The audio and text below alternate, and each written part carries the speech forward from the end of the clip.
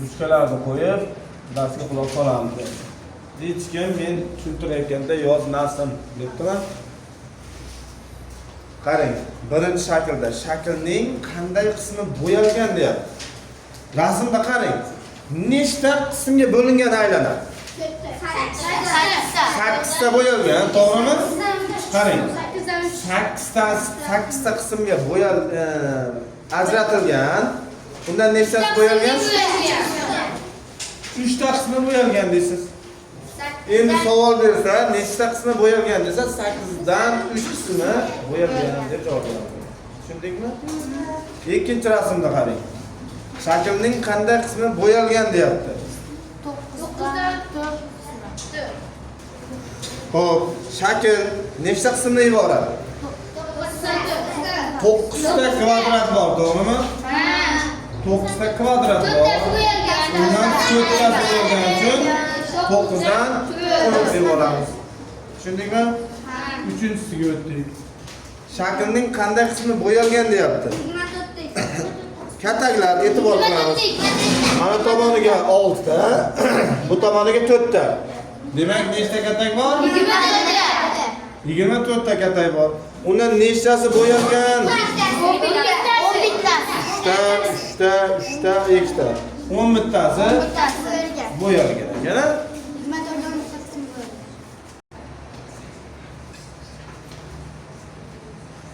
Hop, 4-tinchisi.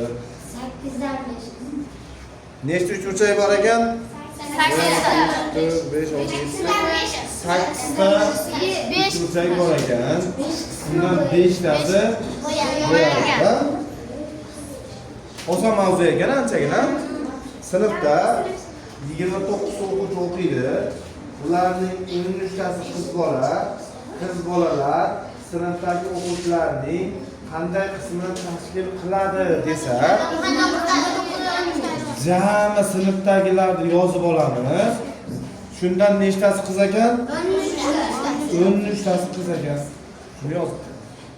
Tushundingmi? Anchagina oson misollar. 6 o'tdik. Sinfda 35 ta o'quvchi o'qiydi va ularning 19 tasi o'g'il bola.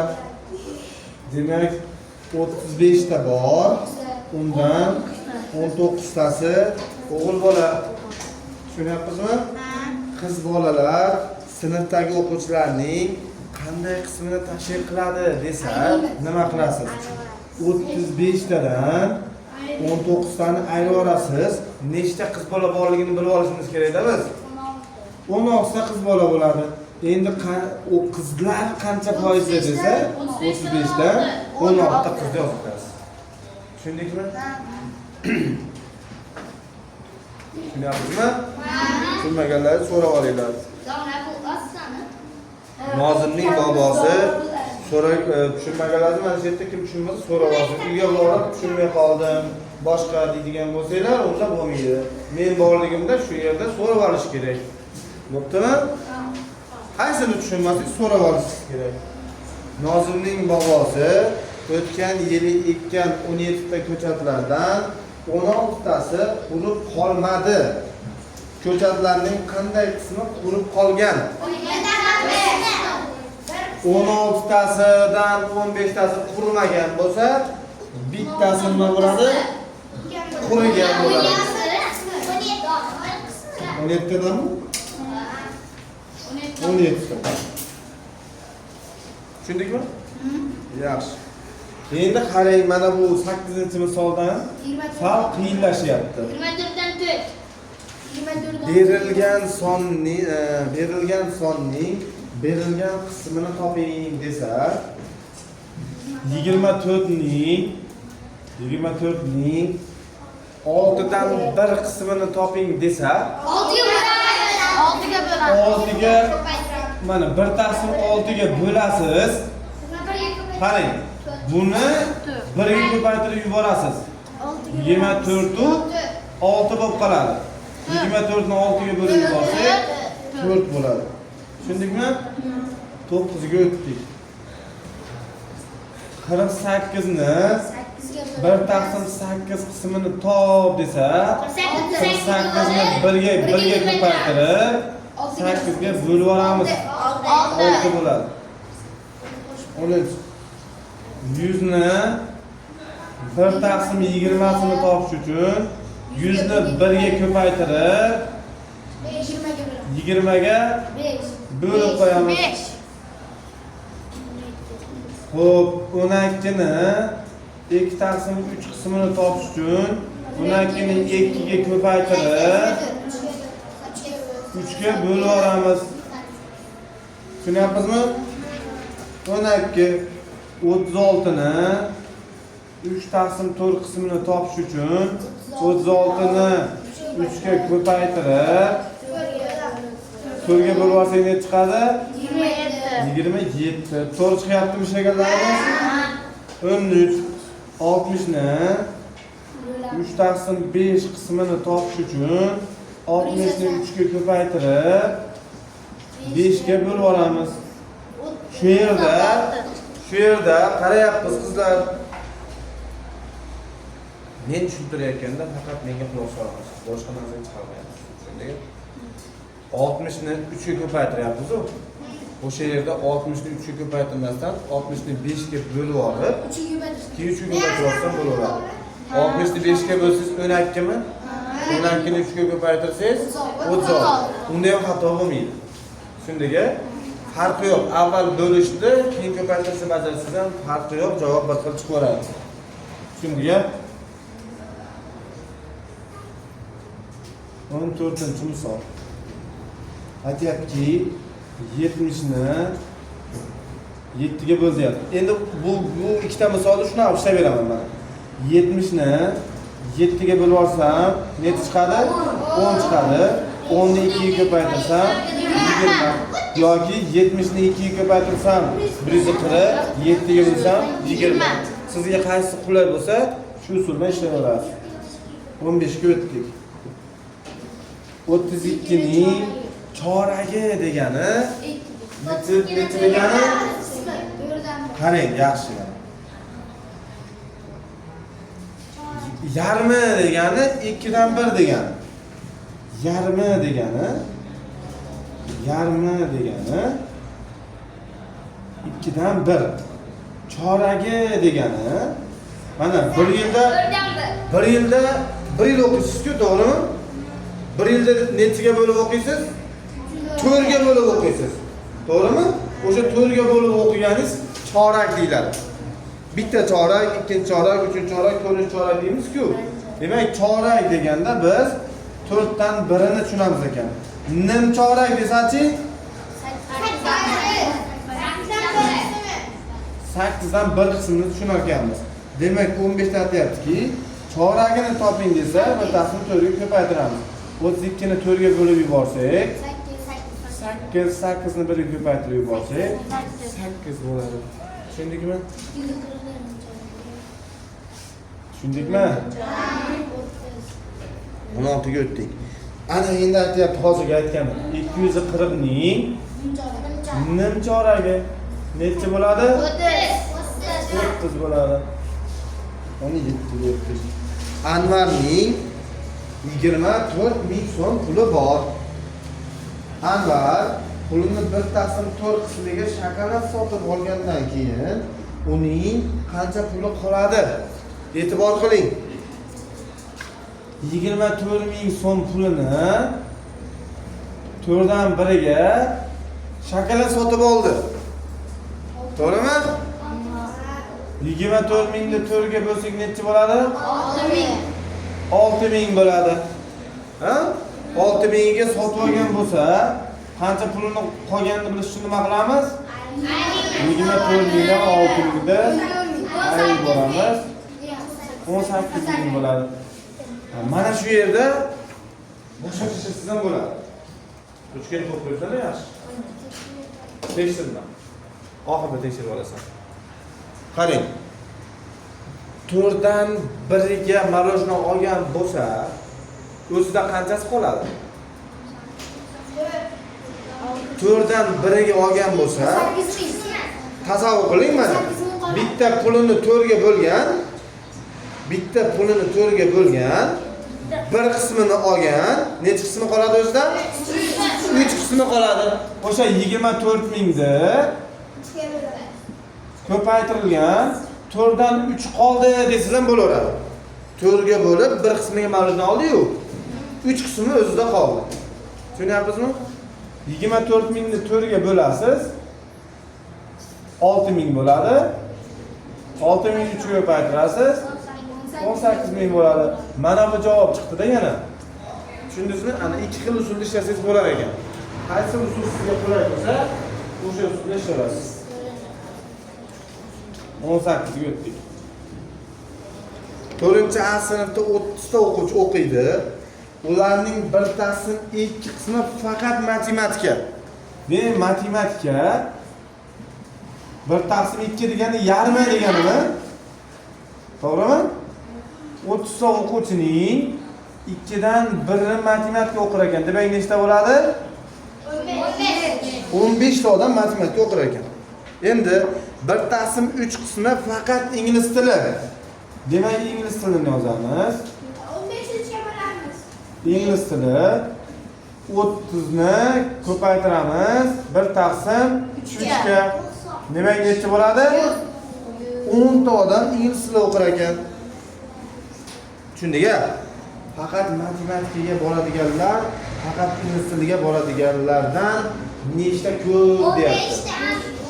Demak, matematikaga 15 ta borardi, ingliz tiliga 10 ta borardi. Nechta ko'pligini bilish uchun 15 dan 10 da ayirib yuboramiz, 5 ta ko'p chiqadi. To'g'ri ishlaganda bor ekan bu masalani ham. Yaxshi, malades. 19 ga o'tdik. Diyoraning jami 60 ta ruchkasi bor. Ruchkalarning bir taqsim 6 qismi qizil rangdan. Qizil deb yozib olamiz. Qizil. Jami 60 ta bor. To'g'rimi? O'shalardan 6 dan biri nima ekan? Qizil ekan. Demak, nechta bo'ladi? 10 ta bo'ladi. Keyin bir taqsim 4 qismi ko'k. Ko'kni yozib olamiz. 60 ni 4 dan 1 ga ko'paytiramiz. 15 tasi ko'k bo'ladi. Tushunyapsizmi? Keyingisi xo'p, bir taqsim 2 qismi yashil deyapti. Yashil 60 ni nima qilamiz? 2 dan 1 ga ko'paytiramiz.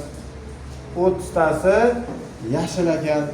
Diyora ko'k rangda yozadigan ruchkalari soni yashil rangda yozadigan ruchkalar sonidan nechta kam? 15 ta. Yashilda 30 ta bor, ko'kda 15 ta bor. 30 tadan deyapti. 15 tani ayirib qo'y. Nechta chiqadi deyapti. 15. Tushundingmi?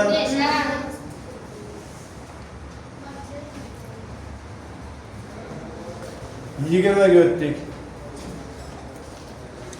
Xurshida bozorga bir savatda 90 ta olma olib bordi. Olmalarning 3 dan 1 qismi sotilgan bo'lsa, savatda nechta olma qolgan? Demak, sotilganini topib olamiz. Sotilgan 60 tadan nechta sotilgan? 3 dan 1 nechta bo'ladi? 20 ta bo'ladi. 63 ga bo'lsak, to'g'rimi? 90 midi? 90 ta bo'ladigan bo'lsa, 30 ta sotilgan. Sotilmagani qancha bo'ladi? 60 ta. Sotilmagani 90 dan sotilganini ayirib olsak, sotilmagani qoladi. Tushunyapsizmi? 21. Xurshida bozorga bir nashni o'qiyapman. Ikrom 120 ming so'm pulni 5 dan 1 qismiga 3 ta daftar sotib oldi. Bitta daftar narxini toping. Demak, birinchi 5 dan 1 qancha bo'ladi? O'shani topib olamiz. Tushundingmi? 120 ming so'mni 5 dan 1ni topib olamiz. Men 120 mingni 5 ga bo'lib olsak necha bo'ladi? 24 ming bo'ladi. To'g'ri kelgan raqamni aytolmaymiz, hisoblab aytamiz. Bo'ldimi? 24 ming. Demak, 3 ta daftar narxi 24 ming bo'lsa, bitta daftarni topishni nima qilamiz? 24 mingni 3 ga bo'lib olsak, 8 ming so'mdan bo'lar ekan daftarlar. Tushundingmi? Hop, 42-misol. Yo'q, 22-misol. JM zavodida ishlab chiqarilgan mashinalarning 8dan 3 qismi boshqa davlatlarga eksport qilinadi. Agar dekabr oyida JM zavodi 600 ta mashina ishlab chiqarilgan bo'lsa, nechta mashina eksport qilingan? Demak, nechta chiqarilsa ham, nechta mashina ishlab chiqarsa ham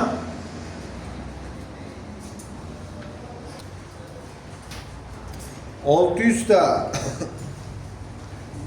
nechta mashina chiqarsa ham, o'shundan 8dan 3 qismi boshqa davlatga ketar ekan.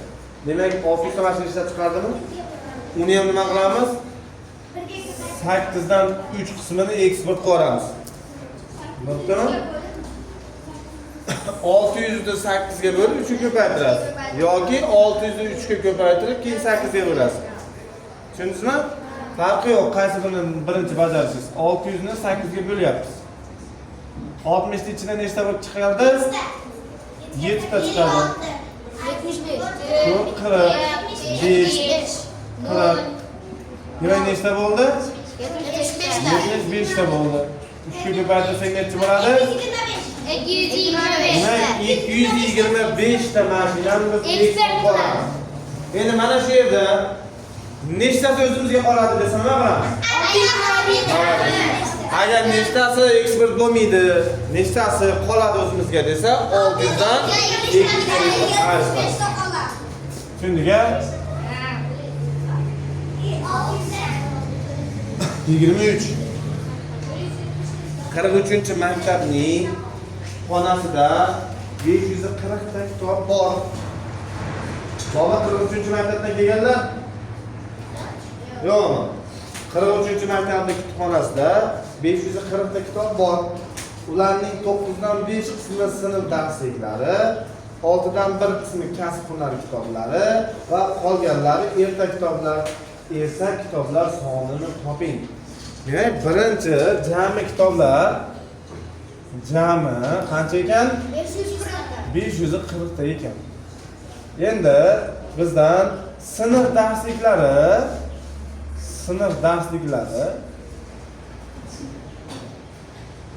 qancha? 540 ni qanchasi ekan? 9dan 5 qismi bo'lsa, 9 ga bo'lib yuborsak, necha qoladi? 60 qoladi. 65 ga ko'paytirsak 300 ta demak sinf darsliklari bor ekan. To'g'rimi? 6dan 1 qismi kasb hunar. Kasb hunar 540 ning 6dan 1 qismi nima ekan? 540 ni 6 ga bo'lib yuborsak 90 ta. Endi ertak kitoblar topishni nima qilamiz? 540 dan ayirib yuboramiz. Bu ikkovini qo'shganimizni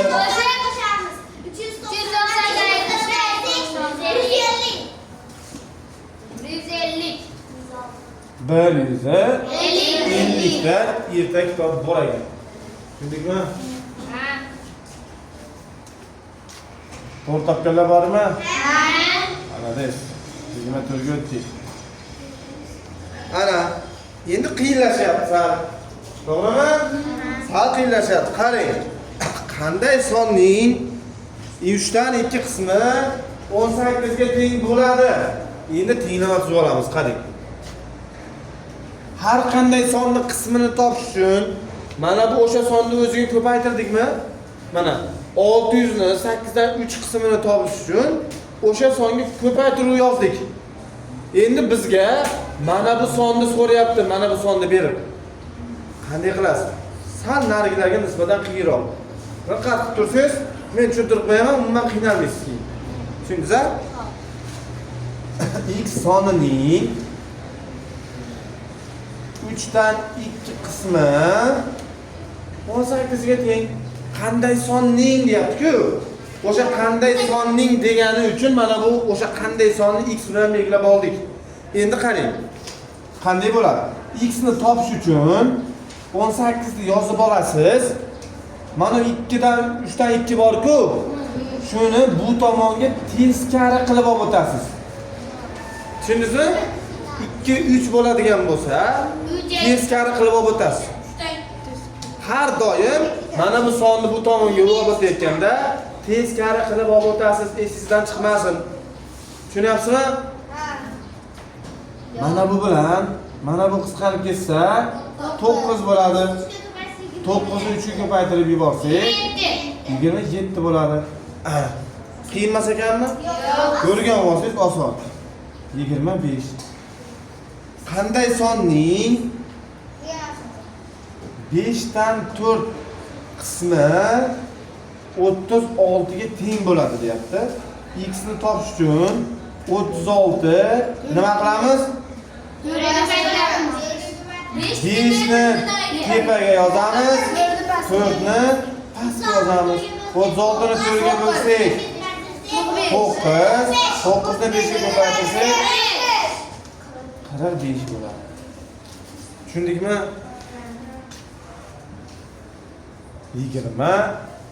26-misol.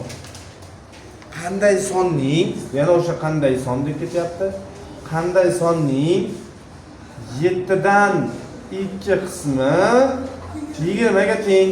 X ni topish uchun nima qilamiz? 20 ni 7 ga ko'paytirib 2 ga bo'lib qo'yamiz. 70 bo'ladi. Tushunyapsizmi? Hamma tushunyaptimi? Tushunmay qolyapti. Kim? Tushunyapsizmi? Hayya. Uydagilarga borib aytamiz, tushunmay qolyapsiz deb. Mendan so'rab olsanglar bo'lmaydi tushunmaganlaringizni, to'g'rimi? Bizaqami? Ha, deyapti. So'raylar-da mendan. Qanday sonning 8 dan 3 qismi 24 ga teng? Demak, qanday sonning 8 dan 3 qismi 24 ga teng? X ni topish uchun 24 8 3 bo'ladi. X barobar 24 ni 3 ga bo'lib olsak 8 qoladi. 8 ni 8 ga ko'paytirsak 64 bo'ladi. Tushundikmi? 28-misol. 52 ning yana ham qiyinlashyapti misollar. 52 ning 13 dan 4 qismi bilan 20 ning 5 dan 3 qismi yig'indisini toping. Qanday qilamiz? Buni ham bitta o'rganib olsangiz oson mana. 52 ning 13 dan 4 qismi bilan 20 ning nima deyapti? 20 ning 5 dan 3 qismini yig'indisi degan nima degani? Qo'shish. Ikkovini qo'shamiz degan.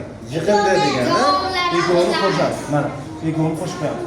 Mana buni 13 ga bo'lsak 4 bo'ladimi? 4 ni 4 ga ko'paytirsak 16 chiqadi. 20 ni 5 ga bo'lsak 4 ko'paytirsak 12. Qiyin emasmi? Yo'q. Yaxshi. Bitta o'rganib olasizlar. Bitta o'rganib olgandan keyin qiyin bo'lmaydi. 29. 38 ni 2 dan 1 qismi bilan 13 ni 13 ga bo'lib bittasini ol deyapti.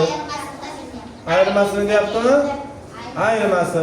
38 ni 2 ga bo'lsak 19, 13 ni 13 ga bo'lib olsak 1, ayirib yuborsak 18 bo'ladi. 30 ga o'tdik. Endi 8 dan 7 qismi 42 bo'lgan sonni 3 tasini 2 qismini toping. Avval o'sha x sonni topib olamiz. Qaysidir x sonni 8 dan 7 qismi nechaga teng?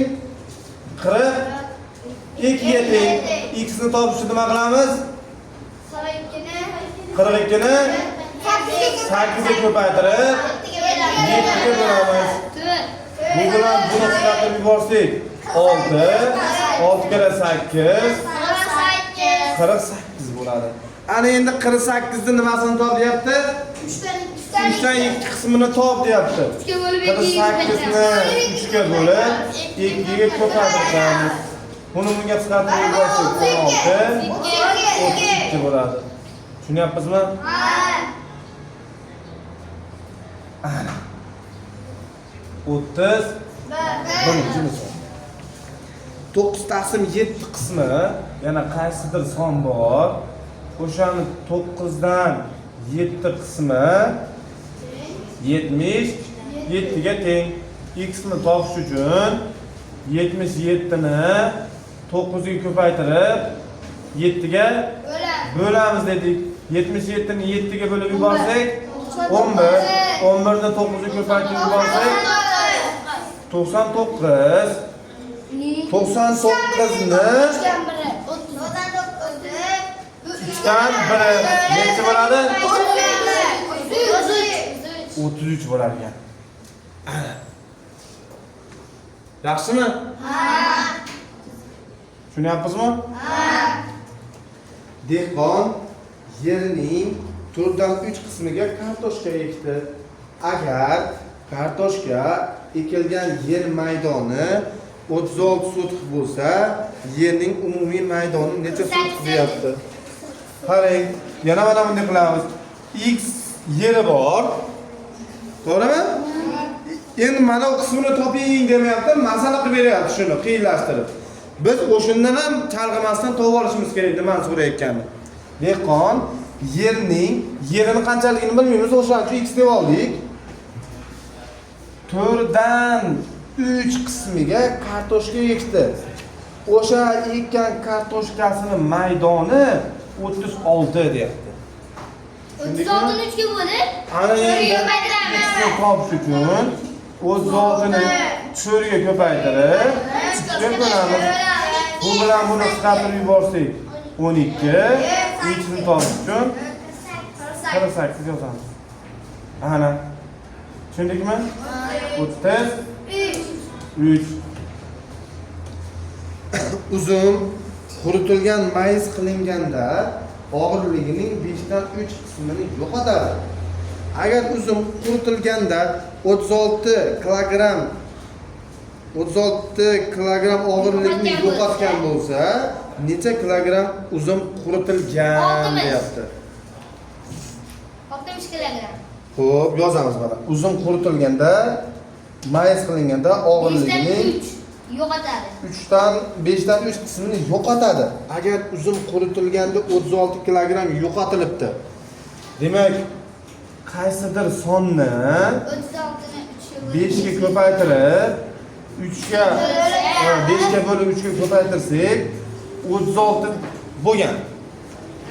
Ha, 36 kilogramm bu ham yo'qotilgan, bu ham yo'qotilgan deyapti. O'shaning uchun shuni yozib olsak to'g'ri bo'ladi.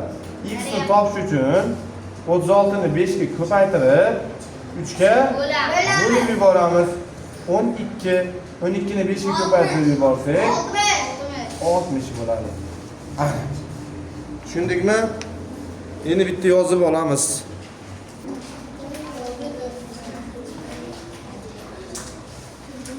34.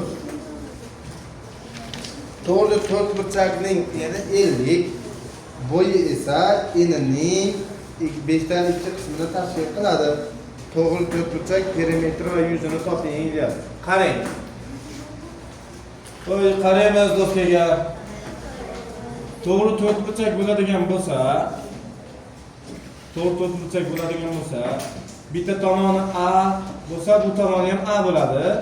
Bu tomoni B bo'lsa, bu tomoni ham B bo'ladi. Perimetr degani hamma tomonini yig'indisi degani. A qo'shilgan B. A ga A ni qo'shsak, ikkita A bo'ladimi? B ga B ni qo'shsak, ikkita B bo'ladimi? Sizlarda kitobinglarda mana bunday qilib yozilgan bo'lishi kerak. A plus B. To'g'rimi? Ana endi aytyaptiki, 54 da aytyapti, 54 da. Eni 50 santimetr. Bo'yi esa 50 ning 5 dan 2 qismi. 50 ni 5 ga bo'lsak 10, 12 ga ko'paytirsak 20. Demak, mana buni eni qancha ekan? 50 ekan, bo'yichi 20 ekan. Tushundingmi? Perimetrini topish uchun 2 ko'paytirilgan enini bo'yiga qo'shamiz. 140 bo'ladi. Yuzasini topish uchun nima qilamiz? Enini bo'yiga ko'paytiramiz. 20 ni 70 ga ko'paytiramiz. Shuni oldiga? Ha? 50 ga ko'paytiramiz. 50. 1000 bo'ladi. Tushundingmi? 35. Endi mana buni chizib yurmayman. Sizga tushuntirish uchun bitta shaklda to'liq perimetr mana bunaqa, yuzi mana bunaqa deb tushuntirdim. Endi o'tirib yozib ketaveraman, ha? 35 ga o'tdik. To'g'ri to'rtburchakning eni 70, demak A ni 70 deymiz. Bo'yi esa 70 ning qanchasini? 5 dan 3 qismini tashkil qilar ekan. 70 ni 5 ga bo'lib yuborsak 14, 14 ni 3 ga ko'paytirib yuborsak 42 bo'ladi. Endi to'g'ri to'rtburchakning perimetri va yuzini toping. Perimetr degani 2 ko'paytirilgan ikkalasini qo'shamiz, to'g'rimi?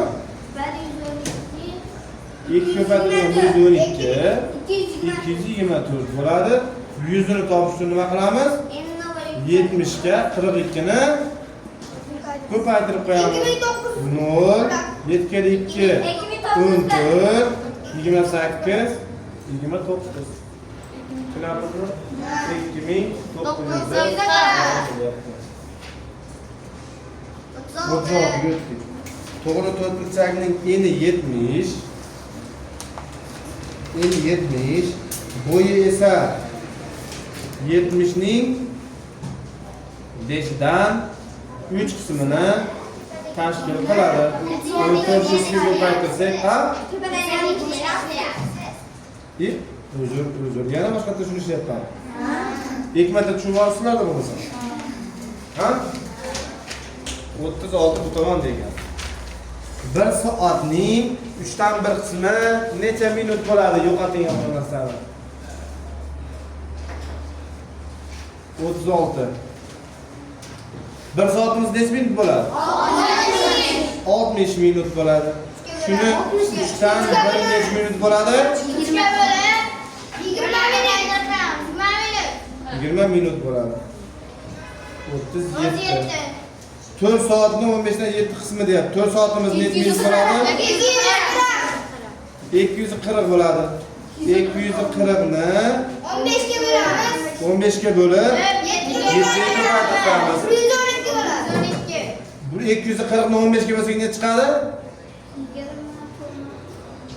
Necha bo'ladi? 16 bo'ladimi? 16 bo'ladi. 16 ni 7 ga ko'paytiramiz. 7 kere 6 42. To'g'ri dilda 112. Tushundingmi? 38. 38-misol. Xo'p, desimetrni millimetrga olib olishimiz kerak ekan. Qarang, 1 desimetringiz 100 millimetr bo'ladimi? Ya'ni 1 desimetrimiz 10 santimetr. 1 santimetrimiz 10 millimetr. 1 desimetrimiz demak 100 millimetr bo'ladi mana. Endi aytyaptiki 3 taqsim 4, 4 dan 3 desimetrni millimetrga olib o'tish uchun nima qilar ekanmiz? 1000 ga ko'paytirar ekanmiz. 1000 ni 4 ga bo'lib nima qilamiz? 3 ga ko'paytiramiz. Bu bilan 9 qarib kelsa 25. 25 ni 3 ga ko'paytirsak 75 bo'ladi. Qiyin emasmi? Yo'q. Tushundiga 39 20 dan 3 kilometrda metrga o'tyapti. 1 kilometrimiz necha metr bo'ladi? 1000 metr bo'ladi. Demak 1000 ga ko'paytirib qo'yamiz. 50 bo'ladimi? Ha. 50 ni 3 ga ko'paytirsak 150 metr bo'ladi. 40 misolga o'tdik. Xo'p, qarang, necha santimetr u? Mana bu 5 dan 2 metrimiz necha santimetr bo'ladi deyapti. Buni bilish uchun nima qilamiz?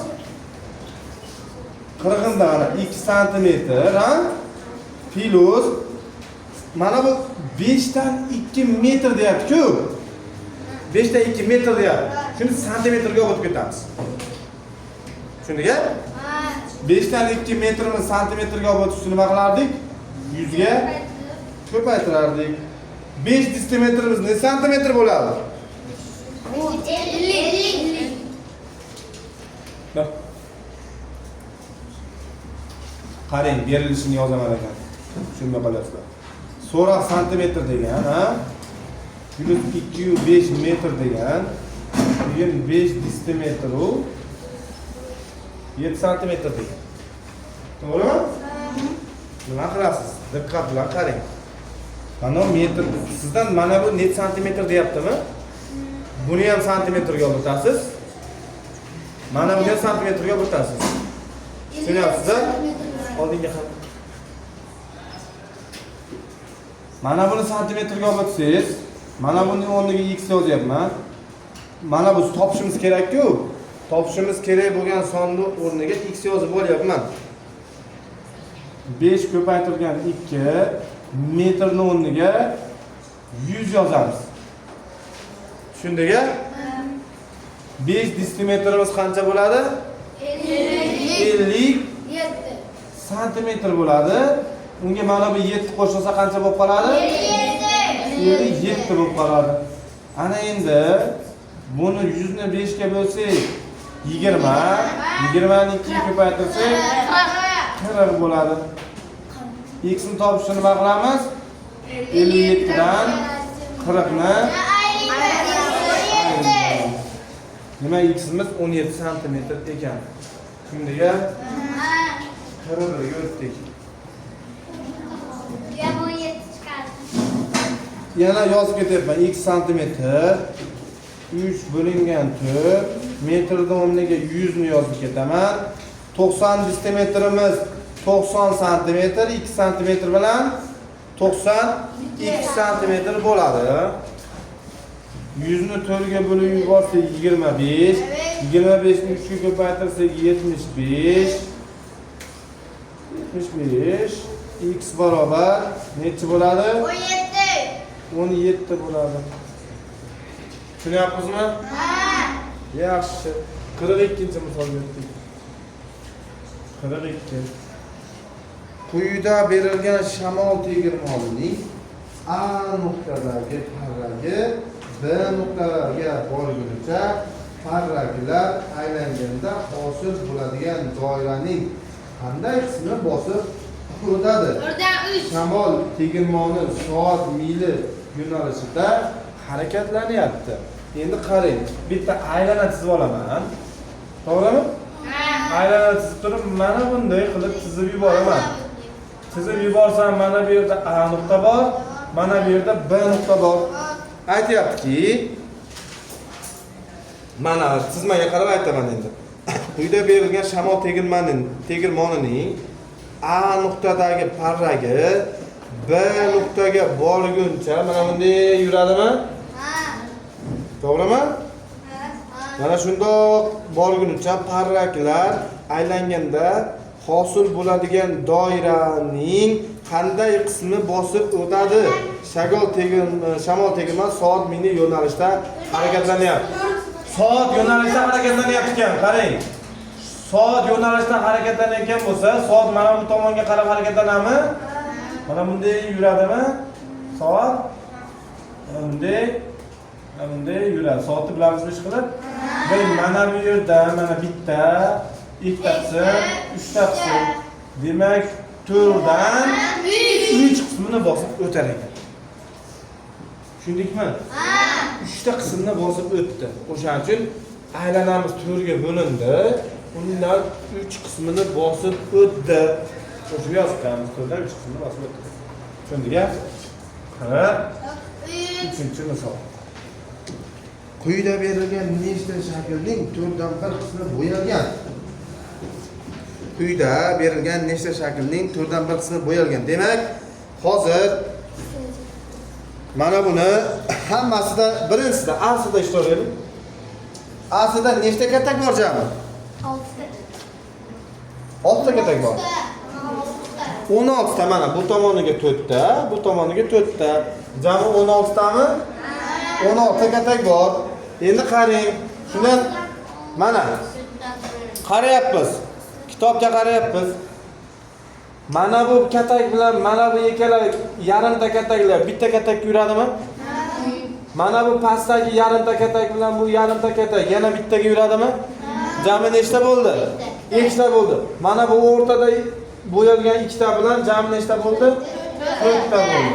4 ga bo'lib yuborsam, 4 dan 1 bo'yalyaptimi? Demak, ha javob to'g'ri ekan. Endi B javobga o'tdik. B javobni tekshirib ko'ramiz. Yana 16 ta katak bor. To'g'rimi? Endi qarang. Mana bu yarimta bilan mana yarimta bittami?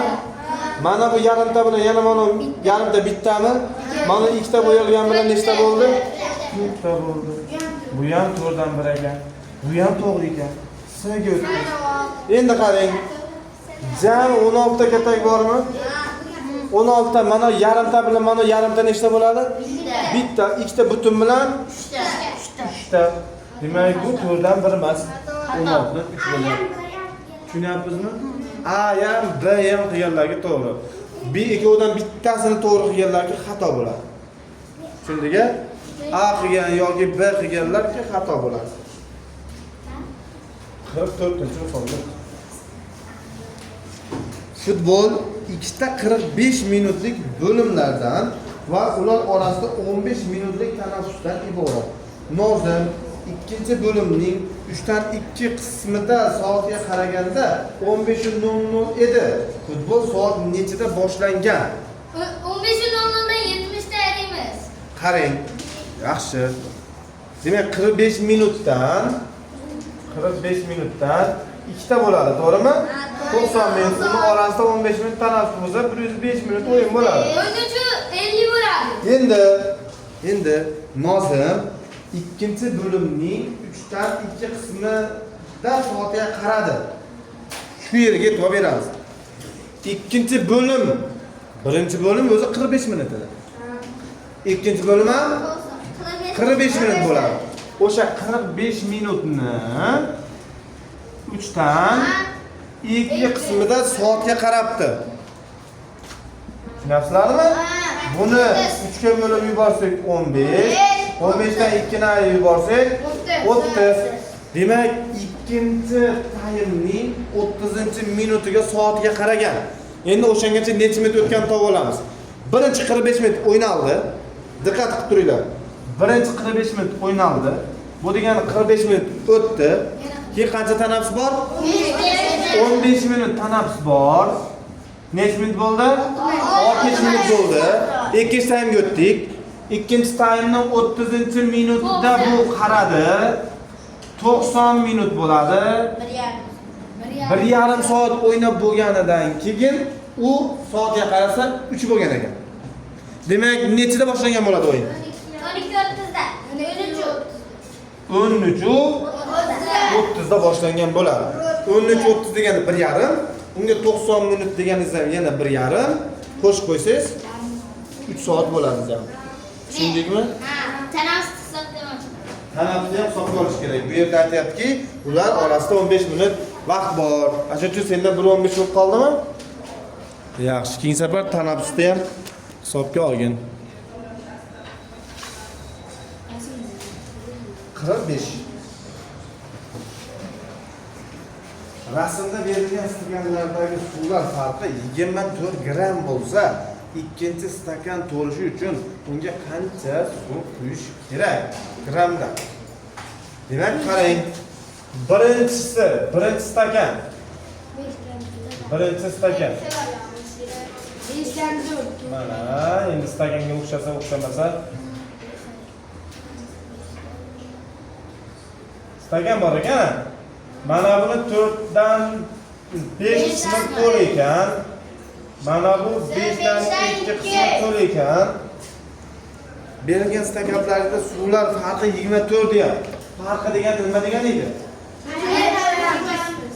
Mana bundagi suvdan mana bundagi suvni ayirsa 24 chiqyapti ekan. To'g'rimi? 4 taqsim 5x dan 2x taqsim 5 ni ayirsam 24 bo'ladimi? 24 bo'ladi. 4 ta x dan 2 ta x ayirib nechta x qoladi? 2 x qoladimi? 24. X ni topishni nima qilardik? Mana buni nima qilardik? 5 ga ko'paytirib 2 ga bo'lib yuborardik. Buni bunga bo'lib yuborsak 12, 12 ni 5 ga ko'paytirsak 60 bo'lar ekan. Hozir jami stakanga 60 suv sig'ar ekan. 60 gram suv sig'ar ekan. Mana shu stakan bo'ladigan bo'lsa, mana shunga 60 gram suv sig'ar ekan. Endi aytyaptiki, ikkinchi stakan to'lishi uchun uni qancha suv quyish kerak? Ikkinchi stakanda qancha suv bor? Mana buncha suv bormi? Jami 60 sig'adi. Shuni 2 yu 5 ga ko'paytirsak, ichidagi suv qismi qoladi. 60 ni 5 ga ko'paytirsak 12, 12 ni 2 ga ko'paytirsak 24. Demak, mana unda hozir 24 gram suv bor ekan. 36 kerak. Qancha quyish kerakligini bilish uchun 60 dan 24 ni nima qilaman? Ayiraman. 36 gram suv kerak bo'ladi. 36. Tushundingmi? Men 36 gram suv kerak bo'ladi.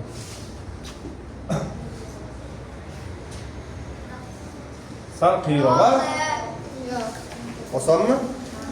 Yaxshi. 5 dona olmaning og'irligi bitta tarvuzning yarmini og'irligiga teng. 2 dona o'rikning og'irligi olmaning yarim og'irligiga teng. Bu holda ikkita tarvuzning og'irligi nechta o'rik og'irligiga teng?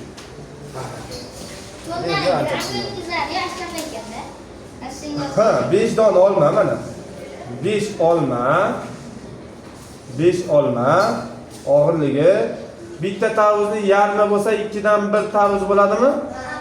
Tarvuz bo'ladi. Demak, bir tarvuzim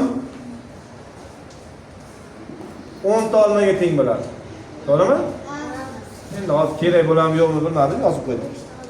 Endi 2 dona o'rikning og'irligi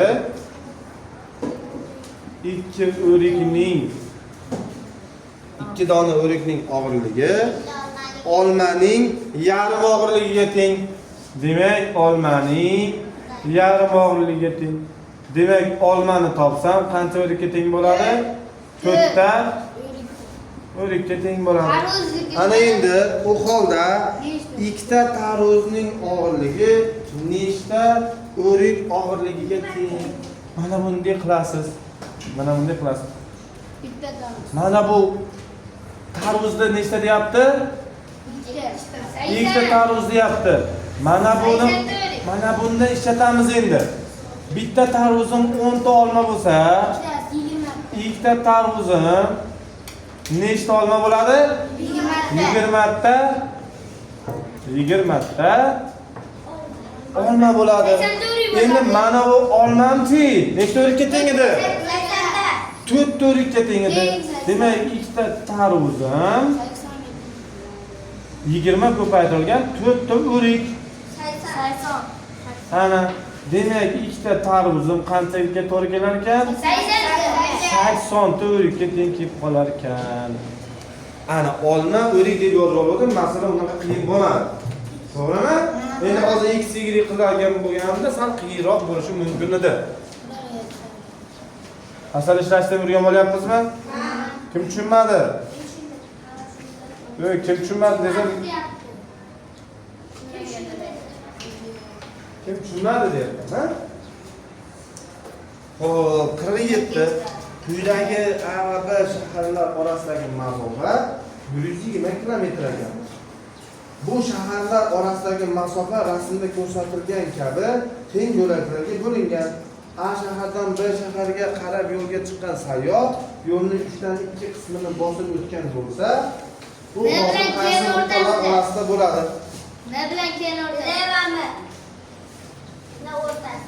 Mana A B masofa bor ekan.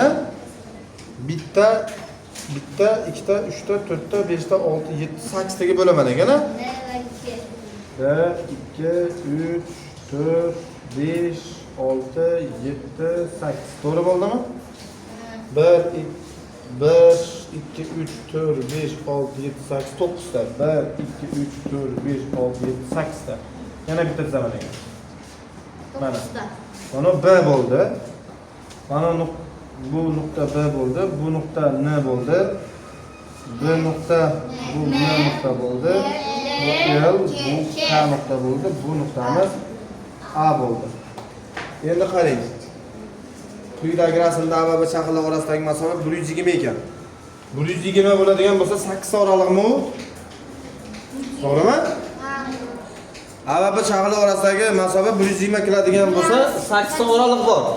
120 ni 8 ga bo'lib yuborsangiz 15. 15 bo'ladimi?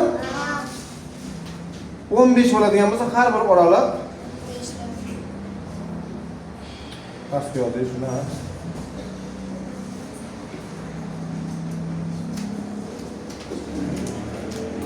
Har bir oraliq 15 dan ekan. Endi aytayaptiki, A shahardan B shaharga qarab yo'lga chiqqan sayyoh yo'lning 3dan 2 qismiga bosib o'tgan bo'lsa, hozir qaysi nuqtada bo'ladi? Mana shu jami masofa bor-ku. Jami masofa 120 bor-ku. O'shani 3 ga bo'lib 2 ga ko'paytirib yuborasiz. 3 ga bo'lib 2 ga ko'paytirib yuborasiz. Bo'lib yuborsangiz 40 bo'ladi. 40 ni 2 ga ko'paytirib yuborsangiz 80 bo'ladi. O'sha 80 qaysi oraliqda?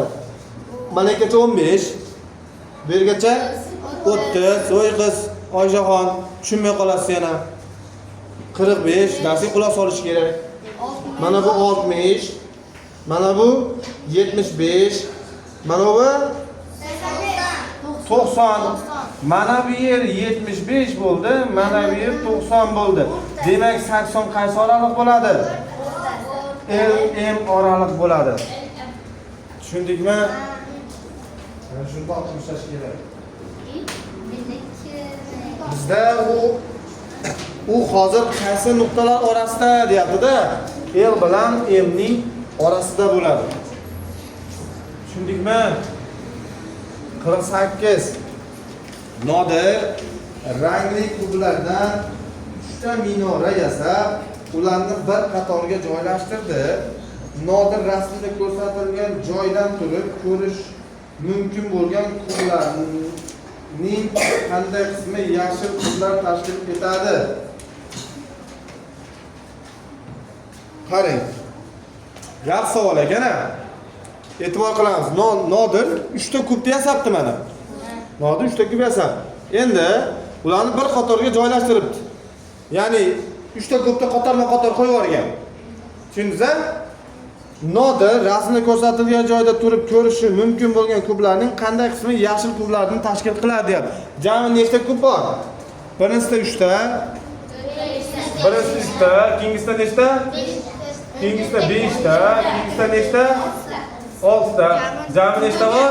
14 ta bor. Endi 14 tadan unga nechta yashil ko'rinadi?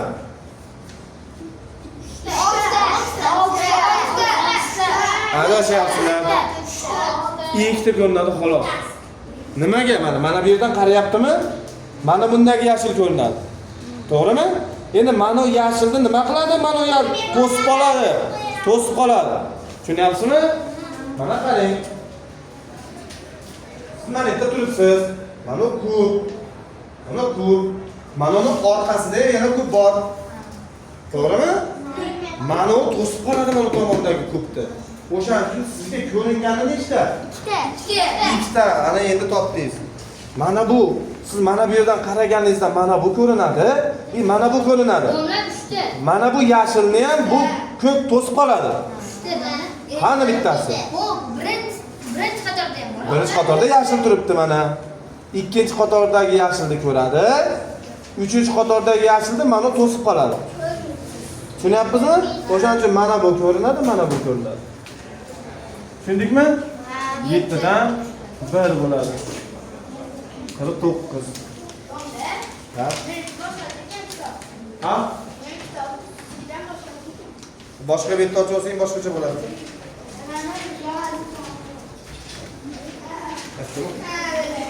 49 ga o'tdik. Boshqa betni ochib olsang men kitobimdan boshqacha bo'ladi. Tushundingmi bolalar? 49. Barcha pishiriqlarning 2dan 1 qismi olchali, 4dan 1 qismi shokoladli, qolgan pishiriqlar soni 8 ta bo'lsa, barcha pishiriqlarning sonini toping. Yozamiz, qarang. Olchaligi.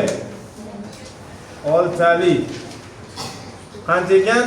2dan 1 ekan. Hop, qonlar o'tib ketib qolmayaptimi?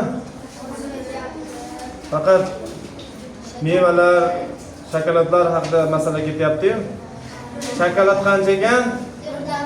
4dan 1 qismi ekan.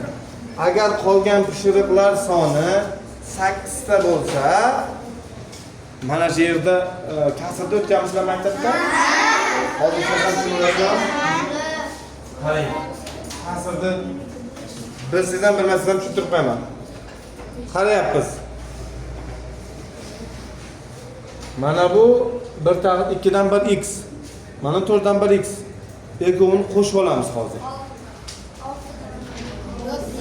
2 dan 1 x ga 4 dan 1 x qo'shsak 6 dan 1 x. Unaqa bo'lmaydi. Umumiy mahraj berasiz. Qarang, kim turamiz? 2 dan 1 bilan 4 dan 1 ga umumiy mahraj beramiz. Umumiy mahraj degani ikkalasining mahrajini tenglab olamiz. Mana bu 2, mana bunga teng bo'lish uchun 2 ga nechini ko'paytiraman? 2 ni ko'paytiraman. 2 ga 1 ni ko'paytirsam 2x bo'lib qoladimi? 1 ga x ko'paytirsam 1x bo'lib qoladimi? 4. Qarang. 3x taqsim 4 ekan. Demak, nima edi bizda? Tushunibmidi? Qarang. 4 dan 3 ga olchali bilan shokoladli bo'lyapti. 4 ga bo'lib 3 qismini olsa shokolad bilan olchali. Qancha qismi ikkovi bo'lmaydi? Bir qismi. Mana aylanarga olaylik, mana 4 shu 4. 3 qismi olmali. Nechta qismi qolyapti? Olchali bilan olmali bo'lmagan. Bir qismi qolyapti. Demak, 4 dan 1 qismi 8 ta deyapti, ya'ni qolgan deyapti-ku. Mana bu yerda o'sha qolgani 8 ta ekan. Tushundingmi? 8 ta pishiriq qoldi. Endi bu narigi tomonga qanaqa bo'lib o'tardi? 4 ga ko'paytirib 1 ga bo'larmidim? X barobar nechta ekan? 32 ekan. Pishiriqlar soni 32 ekan. Tushundingmi? Yozib olamiz. Mana bu boshlarga misolni yozinglar. Tezroq. Keyin ikkita misol qoldi, sig'dirib qo'yamiz.